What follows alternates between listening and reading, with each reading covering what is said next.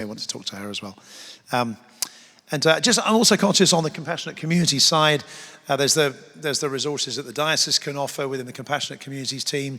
I'm also aware there are other networks out there that can provide resources in this area as well. I'm conscious that HTB has Love Your Neighbour as a really significant kind of compassionate communities outreach across engaged churches across the country. That may be something you want to kind of connect in with with some great resources to help churches reach out in practical ways to their local communities in that sphere as well.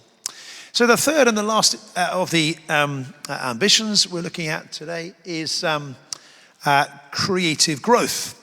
And lunch is on the horizon. Don't worry, 1 o'clock you will get some lunch. Be panting for lunch, but just one last bit of discussion to go. We thought earlier on about this calling to be a priestly church, representing our communities before God, praying, worshipping on behalf of our local communities, and therefore needing to reflect the nature of our local communities as far as possible. And this calling to both embrace and to live with and to see our minority status within the world as a particular privilege and calling, but also to extend the invitation to worship, the invitation to life in Christ to as many people and groups as possible within our parishes and communities. So again, here, a couple of things, 2 invitations to throw out to you to consider as you think about this and engaging with this within the Kensington area. And the first is to attend the GROW course. So you know the GROW course, many of you will know of it. Some of you will have been on it as well already. Something offered within the diocese as a way of helping parishes think about what it means to grow as a church. If that's not your thing, GROW Church isn't the right thing, find something else. Find another course that will help you think strategically and creatively as a parish about how you might grow your life and how you might reach out to others to enable them to become part of the church, to enable them to be part of the worshiping community. So maybe to do that, maybe even more than once in the years up to 2030. We've got 8 years of this. But to engage with something that will help you as a parish think about this creatively, because we're often not good at doing this on our own.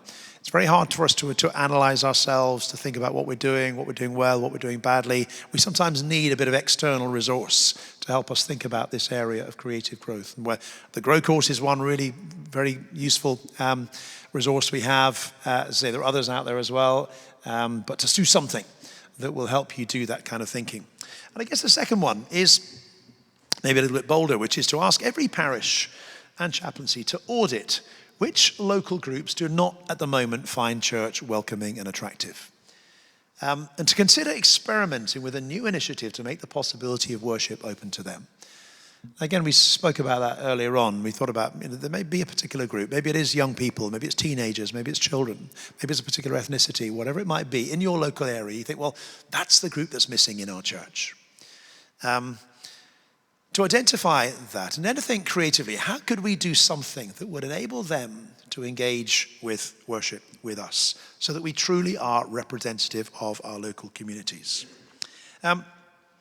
So that would mean a bit of work to do, analysing your local community. That's where, again, a community audit may be really valuable to discover who actually does live in your parish, and so on. And what you do might vary a great deal. At one end of the scale, it might be an entirely new worshipping community, a new Bishop's Mission Order. We've done 1 or 2 of those over the last few years within the Kensington area, where we've identified maybe a geographical area where there's not much church presence at the moment, or a particular demographic that has we've sought to reach out to, a particular kind of part of our area which really needs a new expression of church life. We've done some of those. But it doesn't have to be that. It doesn't have to be a whole new Christian congregation or a new worshiping community. It could be just another service, maybe a midweek offering or another thing at a different time on a Sunday that is particularly tailored to working out how do we reach out to young people or a particular ethnicity or whatever it might be. It might be midweek messy church. It might be Sunday something that reaches out to families or a group that isn't there. It could be something really quite small. It could be just a new kind of home group or a kind of a group that gathers people together to begin that journey of engaging with worship. But the invitation there, again, invitation, it's not demand, is simply to think about that question. Who in your local community is not present at church at the moment? And how might you do something imaginative, exploratory, to enable them to experience and be part of the Christian worshiping community within your parish, of whatever kind that might be. So there are the two invitations. And again, if we can go to the group discussion, here are some questions you may want to cover. Is the GROW course understood well enough? What would make parishes want to attend it more? Those who've been on it, is it helpful?